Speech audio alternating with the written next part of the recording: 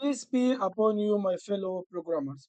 In the last episode, we added Spring Boot application. We added the Spring Data GPA application to our Spring Boot, but we didn't test it actually it's working or not. It's time to test our interface, GPA repository interface. So how can we test if everything working as expected or not?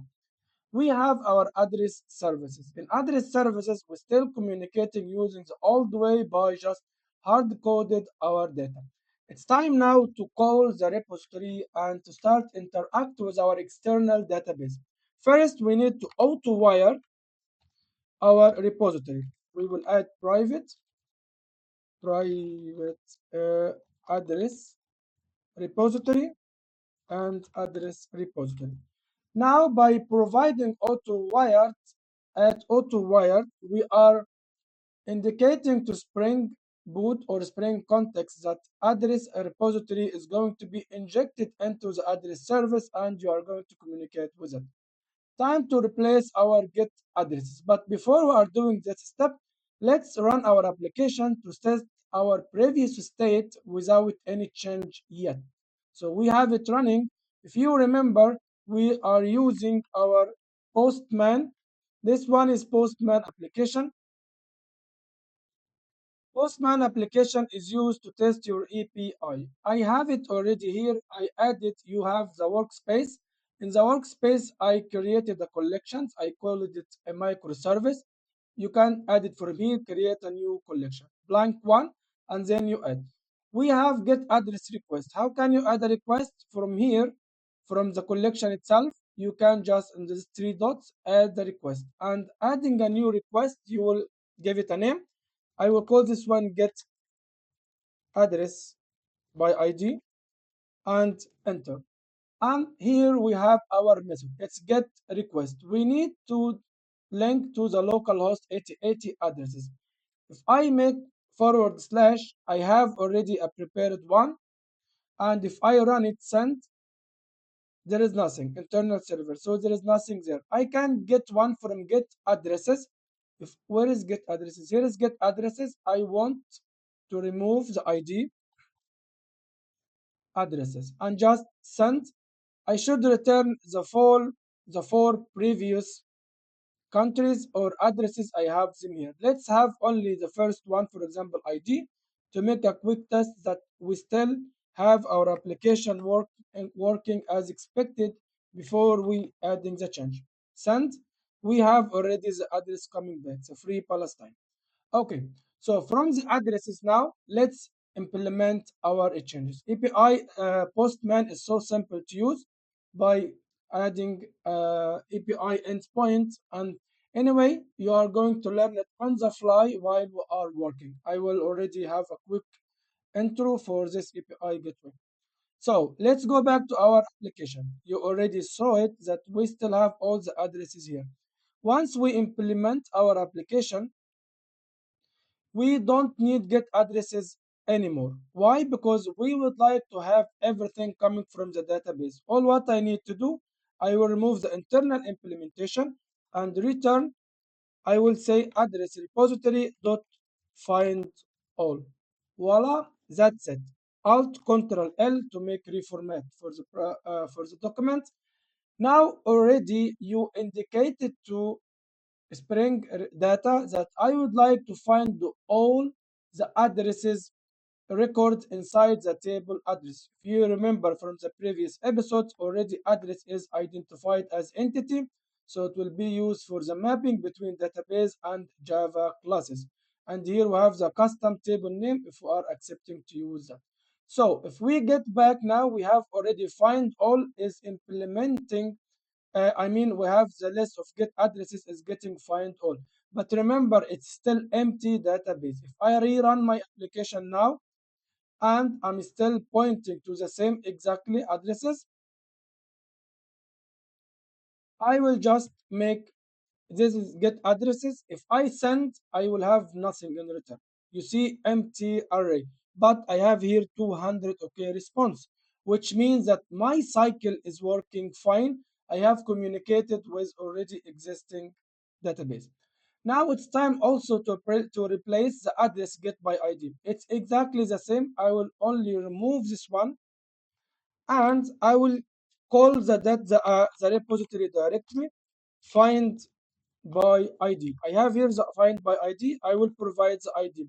But find by ID is returning us an optional. If we make like that, I will have error. Why? It's returning optional object. Optional object is especially as a preventive methods or class to allow you to deal with null pointer, to avoid null pointer exception that you have to provide something replacement if you didn't find the object you're looking for.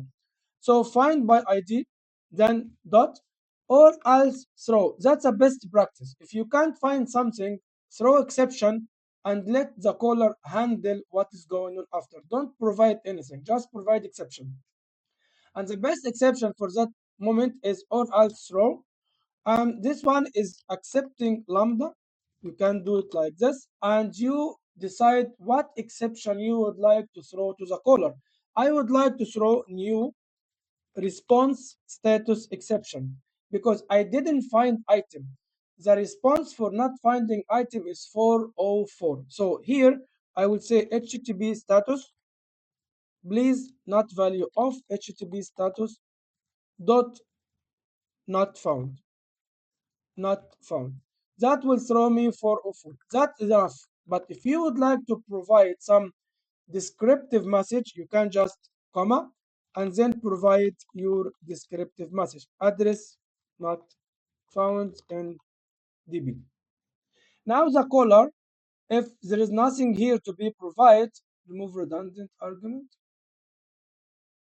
Yeah, because it's not here. Control X. It should be here. Okay. So now when the caller is calling my method get address by ID, if the address exists, will return the address directory. If there is no address, we'll get 404 with a custom message called address not found in DB. Okay, now let's rerun our application and check what is going on, which exception we will have. Use Postman once more, and here is address by ID. If I run it, I got error not found. But where is my message? I don't have my message here. Okay, I can only see the standard one because message is not included in this area. The server will not already recognize my message. So there is option to do that is by providing from the application. I remember it is server dot error dot message. I think it is true. It's something, I believe something like this. We will run and we will see what will be it. And now let's double check it if it's already what we're looking for or not. No, it's not. So I will just quickly double check it from old application. I have it here. It's things could go unexpected, not as you want. But in general, I will provide you with a message that will make your application already more alive, you can say. So yeah, it's server error include message always. Like so now let's come back to our application and we will make it here server where server error include message include message and I will say always. So now let's rerun and retest it again. It will work or not. That should indicate to the server that we would like to see the error message every time we call our API was wrong. Send, and voila, here is a message address not found in DB. So by adding this line of code, server error include message, you can already indicate to the exception handler of Spring Boot that I would like to include any error message I'm providing to the service here. So that's it for the moment, but to for next time, to get more addresses and real one, not just empty, we are going to go back again to our Spring controller, I mean Spring Web. And here in this address, we will add the rest of our endpoint like put delete, and post. So please stay tuned. If you think that it's useful information, share it and help me to spread it. So if any question, just leave it in the comment section below. Thank you so much for your time and thank you so much for your time. See you next time. Bye.